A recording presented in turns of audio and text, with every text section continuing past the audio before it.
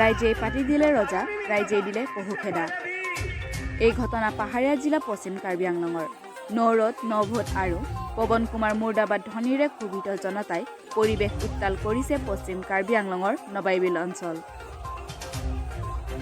সুদীৰ্ঘ 9-10 বছৰ ধৰি বিধ্বস্ত আৰু নিৰ্বিঘ্ন হ'বলৈ ধৰা খেৰণী চাৰিআলি লামখাচাং পথক লৈ জীয়াতু ভোগা জনতাই বিগত 3-4 বছৰে উক্ত পথ মেৰামতিৰ বাবে চৰকাৰ তথা কাৰ্বি পৰিষদৰ পৰিষদীয় সদস্য পৱন কুমাৰক বাৰম্বাৰ কাকতি মিনতিৰ লগতে আবেদন নিবেদন কৰি আহিছিল।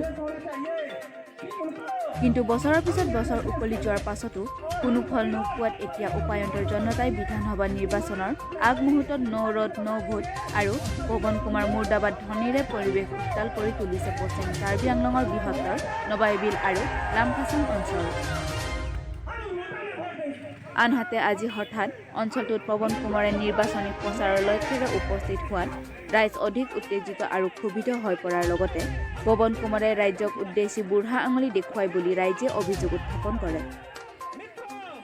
ইয়াৰ পাছতে এনে পৰিৱেশ দেখি জনপ্ৰতিনিধিগৰাকীয়ে সেই স্থান ত্যাগ কৰিবলৈ বাধ্য হয় তথা আঁতৰি যায়। লগতে ক্ষোভিত জনতাই এইবাৰ কোনো এটা ৰাজনৈতিক দলৰ প্ৰাৰ্থীক ভোটদান নকৰি NOTAত ভোটদান কৰিব বুলি মন্তব্য কৰে।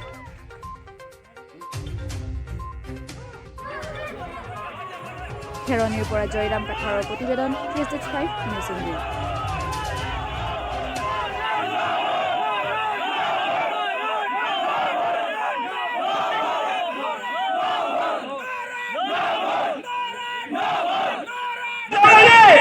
सभी पार्टियों ने हमें चूना लगाने का काम किया, धोखा दिया है। मित्रों, मैं यह कहना चाहूंगा यहाँ के नेताओं से, आपके अंदर दम है तो आप अपने नाम से वोट मांगिए, अपने काम किए हुए कार्य के ऊपर वोट मांगिए। आप नरेंद्र मोदी को बदनाम करें।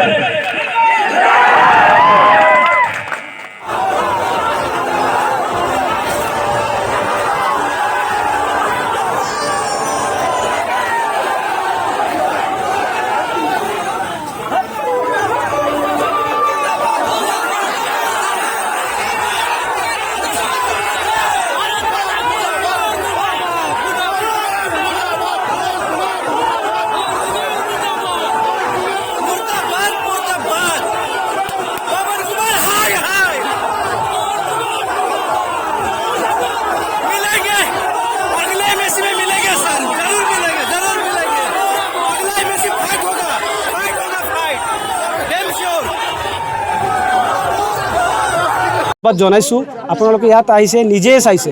আমি বিগত 3 বছৰৰ পৰা ইয়াৰ পৰা হওক মাইলিও হওক চাৰিআলিলৈকে আমি এই ৰাস্তাৰ বাবে আন্দোলন কৰি গৈছিলোঁ, কিন্তু আজিলৈকে ৰাস্তাৰ কোনো কাম হোৱা নাই। কিমান বছৰ হৈ গ'ল আপোনালোকে আন্দোলন কৰি যোৱা? 3 বছৰ পৰা আমি আন্দোলন কৰি আছোঁ। আমাৰ সঞ্জয় ভাইও জানে, এখেতে জানে খেৰণী চাৰিআলি আন্দোলন হৈছিলে, এইটো আপোনালোকে জানে। আৰু মানে কেইবাৰ মই নিজে আপোনালোকক মাতি কেইবাৰ আমি নিউজ কৰিছিলোঁ, কিন্তু আজিলৈকে ৰাস্তা হোৱা নাই। আমাক খালি আশ্বাসন দি আছে মানুহবিলাক, আমাক অকল আশ্বাসন দিয়ে যে ৰাস্তা হৈ যাব, কিন্তু এনেকুৱা মিছলীয়া মানুহ, এনেকুৱা মিছলীয়া চৰকাৰ আমি দেখা নাই।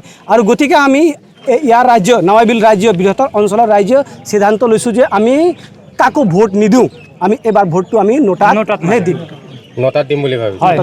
আচলতে প্ৰকৃততে এই ৰাস্তাটোৰ পৰা যি দুৰ্ভোগ ভুগিছে, কিমান বছৰৰ পৰা ভুগি আহিছে? আমি এই ৰাস্তা ভুগি আছোঁ 9-10ত PMG চোৱাই হেৰিৰ ওচৰত ৰাস্তা বনোৱা হৈছিলে, কিন্তু এই ৰাস্তাটো লাষ্টিং কৰা নাই। যেনে তেনে 1 বছৰমান গ'ল, তাৰ পৰা ইমান ডাঙৰ গছ হৈ গ'ল, গছৰ ফলতে ইমান অসুবিধা ভুগিছে। এনেকৈ আপুনি চাই ল'ৰা ছোৱালী বৰষুণ হৈ গ'লে কেতিয়াবা গাড়ী পল্টি, ল'ৰা ছোৱালী স্কুল যোৱা গাড়ীবিলাকো পল্টি মাৰি দিয়ে, এনেকুৱা অৱস্থা হৈ আছে। কিন্তু আমাৰ MSCক বাৰ কৈছোঁ আমি। MSC কোন হয় আপোনালোকৰ? পৱন কুমাৰ ৰায়। পৱন কুমাৰে আমাৰ MSC হয়, এখেতে কোনো ধ্যান দিয়া নাই। অলপ কেইবছৰ আগত 2 বছৰ আগত এখন স্কিমত 52 লাখৰ কাৰণে তাৰ ইয়াত ৰাবিছ পেলাবৰ কথা আছিলে, কিন্তু 52 লাখৰ বিলহে হ'ল, ৰাস্তা কাম 52 ডাম্পৰ ইয়াত ৰাবিছ পেলোৱা হোৱা নাই। এই ৰাস্তাটো কিমান কিলোমিটাৰ আছিলে? এই ৰাস্তাটো আছিলে 8 কিলোমিটাৰ, প্ৰায় 8 কিলোমিটাৰ। মাইলৰ পৰা লামচাখনলৈকে ৰাবিছ পেলোৱা বিল উঠাই লৈ গ'ল সিহঁতে, কিন্তু ডাঙৰ মোদীৰ পৰাও ডাঙৰ লেকচাৰ দিয়ে। মোদী যদি কিবা কৰে কিন্তু এখেতে একো নকৰে মোদী অকল মোদী নামত ভোট দিলে নহ'ব নহয় এখেতে একো কাম কৰা নাই এখেতে কেইজনক মানুহে কাম কৰিছে ইয়াত লোকেল লিডাৰবিলাক আই ঘৰ PMJY ঘৰ আৰু কিবা কিবি লেট্ৰিন এইবিলাকে কাম কৰিছে এইবিলাকে ডেভেলপমেণ্ট হৈছে আমাৰ মেইন হ'ল ৰাস্তা ভাল ঘৰ হ'লেও ভাল ৰাস্তা লাগিব তেতিয়া ঘৰৰ সন্মান থাকিব ৰাস্তাই নাই একো কাম কৰা নাই MSc পৱন কুমাৰ কেতিয়াবা ইলেকশ্যন আহিলেহে ইয়াত আহে যোৱাবাৰ MP ইলেকশ্যনতো অহা নাই বোলে ৰাস্তা বেয়া হোৱাৰ কাৰণে এখেতে অহা নাই দুৰ্গা পূজাৰ সময়তো অহা নাই ৰাস্তা বেয়া বানপানীৰ সময়ত বৰষুণৰ বতৰত ৰাস্তা বোলে বেয়া হৈ যায় এখেতে কয় যে ৰাস্তা বেয়া আমি নাযাওঁ সি নিজে আহিব নোৱাৰে চিন্তা কৰক MSc হৈ নিজে আহিব নোৱাৰে তেতিয়া আমাৰ ৰাইজক কিমান কষ্ট ভুগি আছে